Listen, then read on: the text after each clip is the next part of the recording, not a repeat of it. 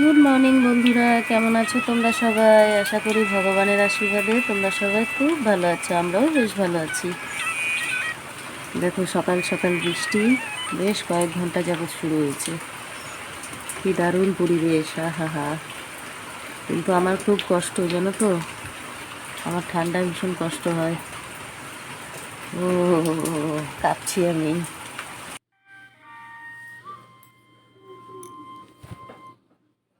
তো দেখতেই তো পেলে বন্ধুরা, কি পরিমাণ বৃষ্টি হচ্ছে। কয়েক ঘন্টা যাবৎ বৃষ্টি হচ্ছে, জানো। আমার হাজবেন্ড বলছিল রাত থেকেই বৃষ্টি শুরু হয়েছে। দিদি সকালে টিফিন দিদি বলল বানাচ্ছে না, সকাল পরোটা। থেকে হয়েছে। জানি না, যাই হোক।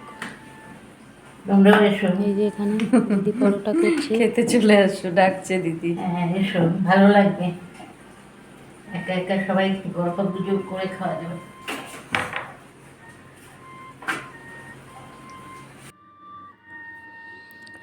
তো আমি গিয়ে বাকিটা হেল্প করলাম। দিদি বেলছিল, আমি পরোটাগুলো ভেজে নিলাম। তারপরে এই যে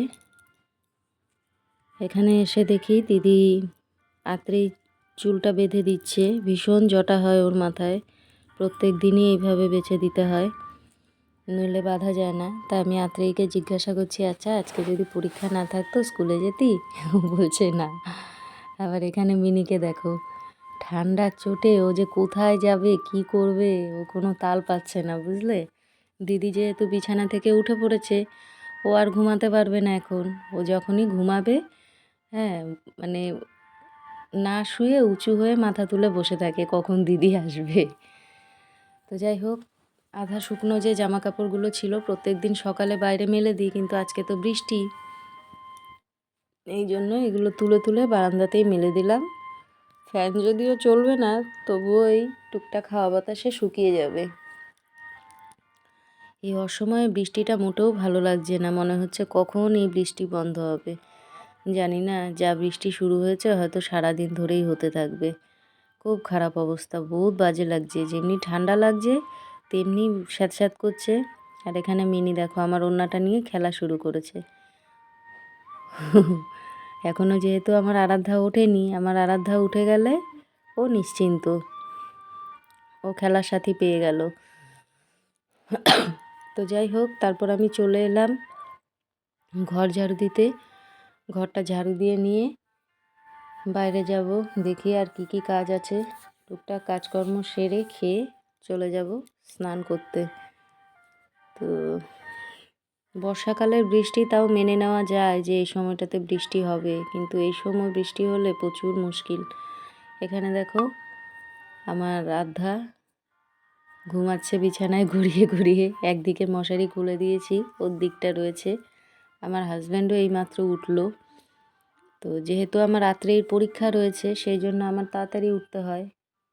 আমার হাজব্যান্ড একটু লেটে ওঠে, তো অসুবিধা নেই, আমার তো একটু আগে উঠতেই হবে, মেয়েকে রেডি করা, ওকে খাবার দেওয়া। তো সেই জন্য আমি তাড়াতাড়ি উঠে গেছি। তো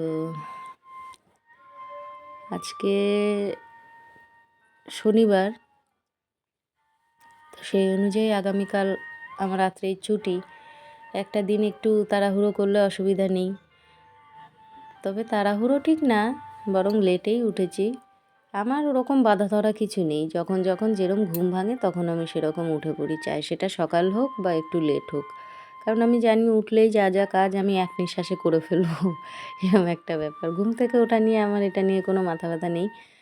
তো যেদিন ওর স্কুল থাকে সেদিন আমি অ্যালার্ম দিয়ে রাখার চেষ্টা করি, কারণ কি বলা যায়, মানুষের ঘুম কখন হয়তো ভাঙবে না, দিদিও বুঝতে পারবে না বা ভুলে যাবে, ডাকতে পারবে না।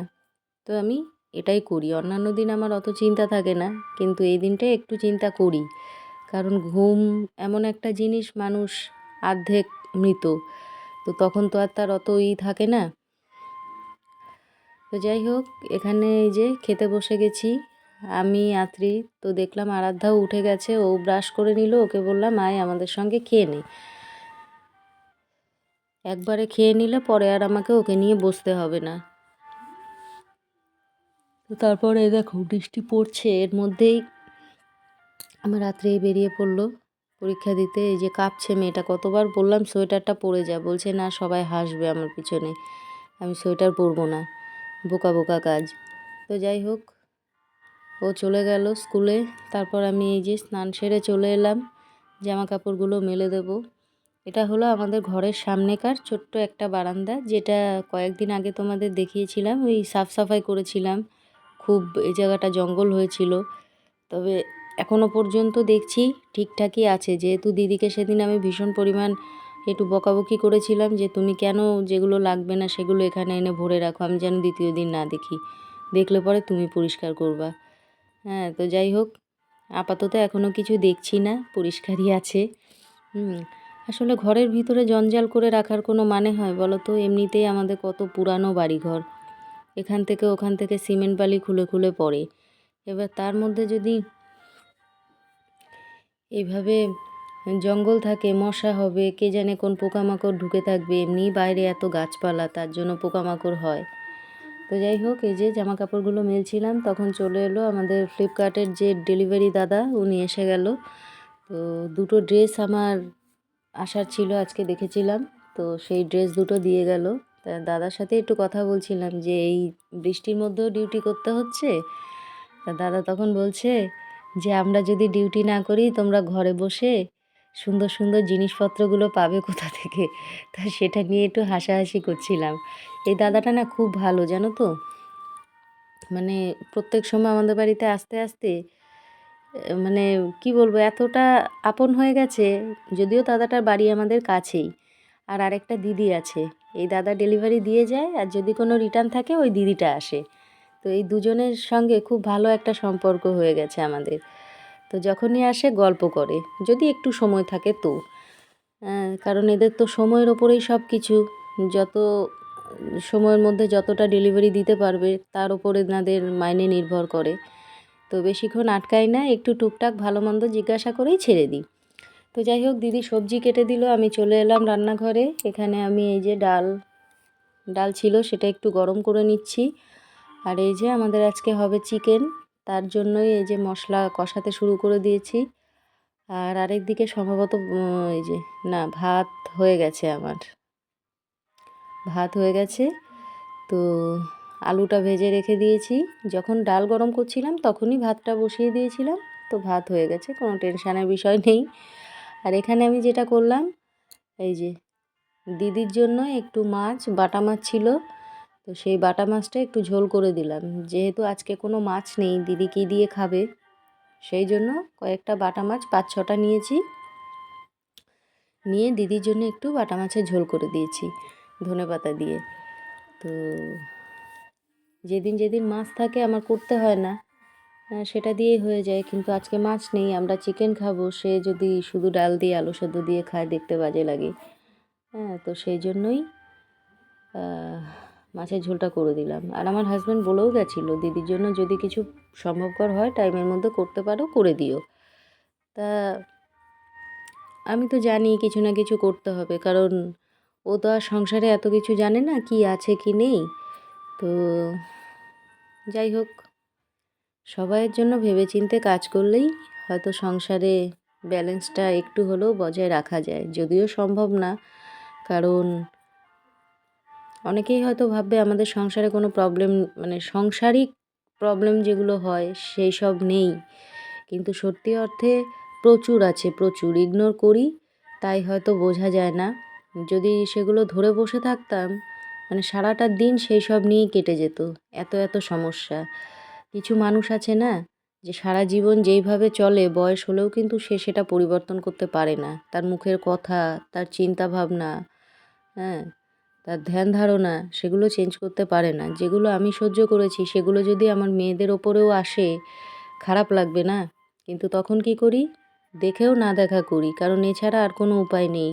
আমার নিজস্ব মন বলে একটা বয়স্ক মানুষ, সে এত বছর যেভাবে এসছে, আমার দুদিন বোঝানোতে সে পরিবর্তন হবে না। তো শুধু শুধু তার পিছনে সময় নষ্ট করে লাভ নেই।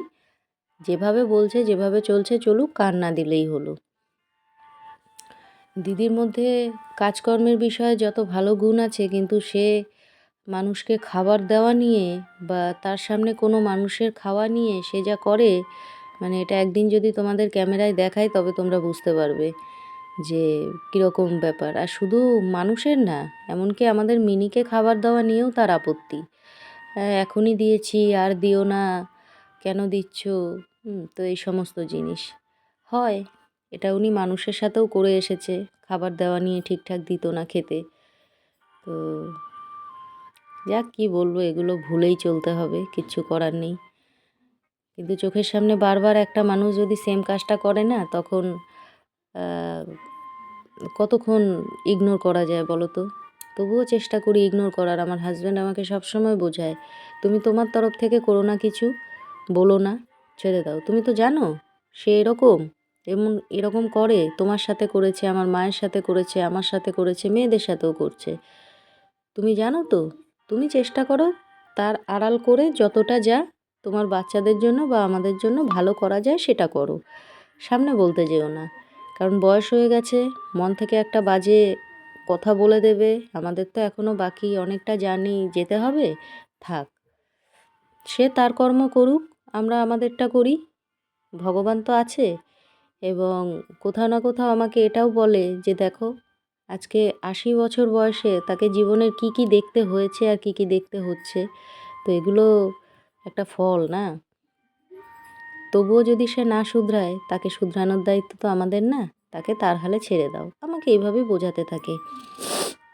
যদিও এগুলো আমি বুঝি, কিন্তু দেখো, যদি কোনো সন্তানের উপরে আসে বা কোনো হাজব্যান্ডের উপরে আসে, যার মা নেই, বাবা নেই, যার ভালো মন্দ দেখার কোনো লোক নেই, তার উপরে যদি এই সমস্ত জিনিসগুলো আসে, তখন কি ভালো লাগে বলো তো? আমি তো সবসময় মনে করি আমার উপরে এই ৩ জনের দায়িত্ব, তো তাদের সেভ করাটাও তো আমার দায়িত্বের মধ্যে পড়ে। আমার মেয়েরা প্রবলেমে পড়লে তো আমাকেই ডাকে, তাদের পাপা তো আর সবসময় বাড়িতে থাকে না। আর আমার হাজব্যান্ড কিছু না বললেও, আজকে তার প্রবলেমে, সে ভালো হোক খারাপ হোক যেমনই হোক, তার প্রবলেমে তো আমিই তার পাশে দাঁড়াবো, এটাই তো নিয়ম। কিন্তু কি বলতে পারি না, বয়সের কথা চিন্তা করে। আর কি, অনেক দুঃখের কথা তোমাদের সাথে শেয়ার করে ফেললাম। তো ফাইনালি এই যে সেই আনন্দের সময় আমার ড্রেস এসে গেছে। কি সুন্দর ড্রেস দুটো, দেখেছো তো? দারুণ দারুণ। আমার হাজব্যান্ড নিজে থেকেই পছন্দ করে নিজেই অর্ডার করে দিয়েছিল। তো যাই হোক, এই যে আমার রাত্রেই চলে এসেছে। আজকে ওর অনেকটা লেট হয়ে গেছে, 3টে বাজে। তো এবার একটু রেস্ট নেব, আর রাত্রেই স্নান টান করে আসবে, তারপর এই যে খাওয়া দাওয়া। তো আজকে এত ঠান্ডা, আমাকে বাধ্য হয়ে মেয়েটা বলছে, ওমা আমি একটু গরম জল চালাবো গিজারটা। আমি বললাম চালা। আর এখনও তো সেই শীত পড়েনি না যে গিজার চালিয়ে স্নান করতে হবে, কিন্তু যেহেতু বৃষ্টিটা হচ্ছিল, তো সেই কারণে আমি বললাম ঠিক আছে চালিয়ে নে, অসুবিধা নেই, বেশি গরম না ঢাললেই হলো।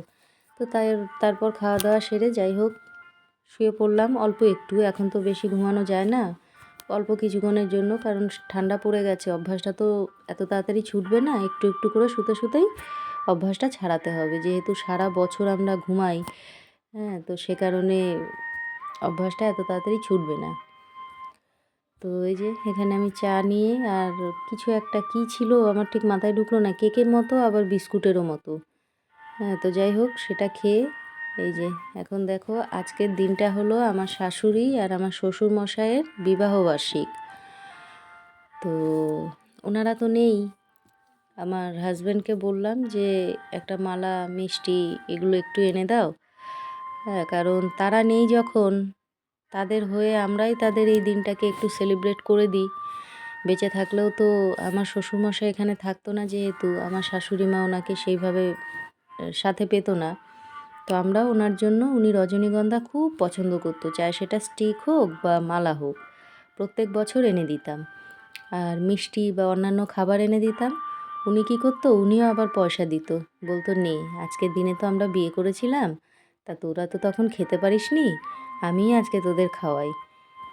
তো খারাপের মধ্যেও কিছু জিনিসে ওনার ভালো ছিল, তো সেই জিনিসগুলো ভুলতে পারি না, এখনও মনে পড়ে। তো যাই হোক, তারপর আমরা এসে এই যে রেডি হয়ে গেলাম দুজনে কিছু ভিডিও করার জন্য। তো আমার হাজব্যান্ডকে আজকে এত সুন্দর লাগছিল, আমি চোখ ফেরাতে পারছিলাম না। মানে গ্রিন কালারের শার্টটা পরে ওকে মানে সেই টিয়া পাখির মতো লাগছে। এমনিতেও সবসময় পান খেয়ে খেয়ে ঠোঁটটা লাল করে রাখে, হ্যাঁ, মানে টিয়া পাখির মতো লাগছে। আমি ওকে বলছিলাম তোমাকে আজকে পুরো টিয়া পাখি লাগছে, তাই জন্য আমি একটু কাক সেজে নিলাম। ও হাসছিল শুনে। হ্যাঁ, আমি যেহেতু কালো পরেছি ওপরটাতে, তা ওই চলে আমাদের দুজনের মধ্যে।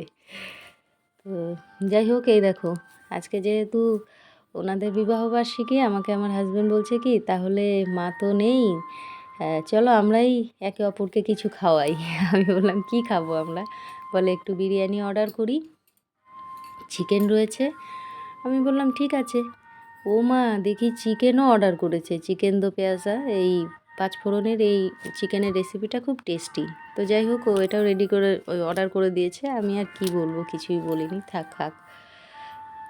কিন্তু আমার আরাধ্যা তো শুধু এই বিরিয়ানিটা খেতে পারবে না, ঝাল লাগবে, তার জন্য ওর জন্য একটু ভাত আর চিকেন আমি যেটা রান্না করেছিলাম গরম করে নিয়েছি, যে ও যেন একটু বিরিয়ানি দিয়ে ওটা মিক্স করে খেতে পারে। ও এখনও ঝালটা একদম খেতে পারে না। তো যাই হোক বন্ধুরা, আমরা খাওয়া দাওয়া করি। তোমরা এতক্ষণ আমাদের ভিডিওটা দেখলে তার জন্য অনেক অনেক ধন্যবাদ, অনেক কৃতজ্ঞ তোমাদের প্রতি। নতুন একটা ভিডিওতে নতুনভাবে তোমাদের সামনে আসবো, ততক্ষণের জন্য টাটা।